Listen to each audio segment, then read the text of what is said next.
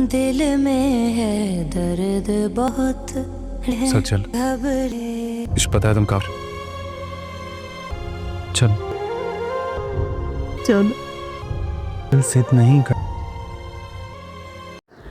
तो हम बात करते हैं ड्रामा सीरियल भरम के बारे में, जो बहुत ही ज़बरदस्त जा रहा है। तो सज्जल और सलार दोनों सो रहे होते हैं कि अचानक सलार उठ के बैठ जाता है। उसको बहुत बुरा ख्वाब दिखता है, जिस पर सज्जल की भी आँख खुल जाती है और सज्जल सलार से पूछती है, सलार क्या हुआ, आप सो रहे थे, आप क्यों उठ गए? तो सलार कहता है, मैंने अंकल के बारे में बहुत बुरा ख्वाब देखा है। सज्जल कहती है, आपने उनको दिमाग पे सवार किया है, आप क्योंकि बहुत प्यार करते हैं अंकल से, ऐसा कुछ भी नहीं है, आप सो जाएं। ये कहकर सज्जल दोबारा सो जाती है और तैमूर पाशा की तबीयत ख़राब होती है। उसको दर्द उठता है, जिस पर तैमूर पाशा अपने मोबाइल से सलार को मैसेज करता है कि बेटा मुझसे बहुत बड़ी गलती हो गई है, प्लीज़ घर वापस आ जाओ। और यहाँ पर सलार भी उठा होता है, जिस पर उसका मोबाइल पे मैसेज आता है, तो वो मैसेज फ़ौरी पढ़ता है।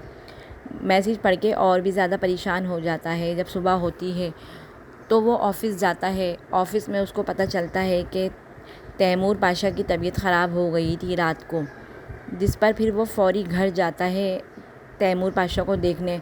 तो अर्जुमर पाशा से बहुत ज़्यादा रिक्वेस्ट कर रही होती है कि प्लीज़ डॉक्टर के पास चलें आप। तो तैमूर पाशा मना करता है अर्जुमन को, मुझे नहीं जाना, मेरे दिल पे बहुत बोझ है। और जैसे ही वो सलार को देखता है तो खुश हो जाता है, और सलार को देखते ही उसके चेहरे पे रौनक आ जाती है और कहता है, बेटा अब तुम नहीं जाना, घर वापस आ जाओ। तो सलार कहता है, ठीक है अंकल, मैं वापस आ जाऊंगा, लेकिन मेरी एक शर्त है, आपको डॉक्टर के पास चलना होगा। तो पाशा कहता है, मुझे तुम्हारी हर बात मंजूर है।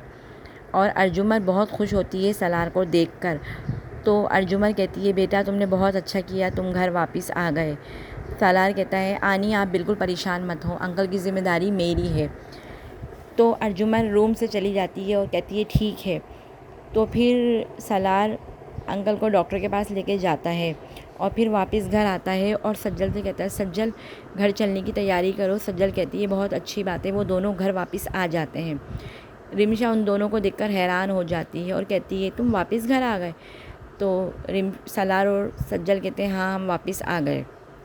तो सज्जल कहती है, मैं अंकल का ख्याल अब खुद रखूँगी। जिस पर रिमशा कहती है, सज्जल तुम्हें इसकी ज़रूरत नहीं, मैं मौजूद हूँ, मैं ख़ुद बाबा का ख्याल रखूँगी। तो सज्जल कहती है, ठीक है, हम दोनों मिलकर ख्याल रखेंगे। तो तैमूर पाशा खुश हो जाता है और वहाँ उसकी माँ बहुत परेशान होती है, क्योंकि रिमशा डायरी लेके जा चुकी होती है।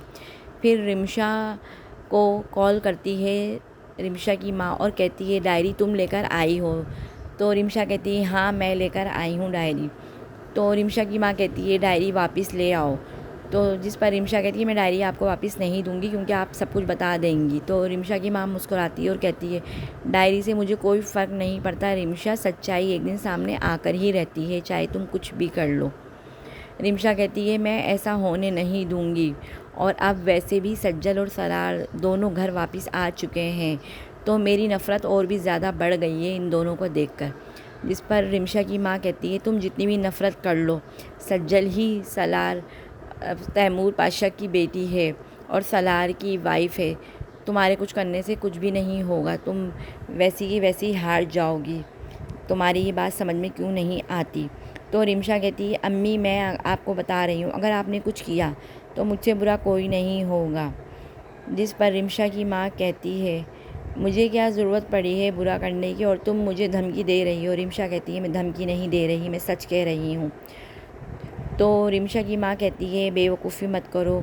रिमशा कहती है, मैं बेवकूफ़ी नहीं करी, मैं सही कह रही हूँ।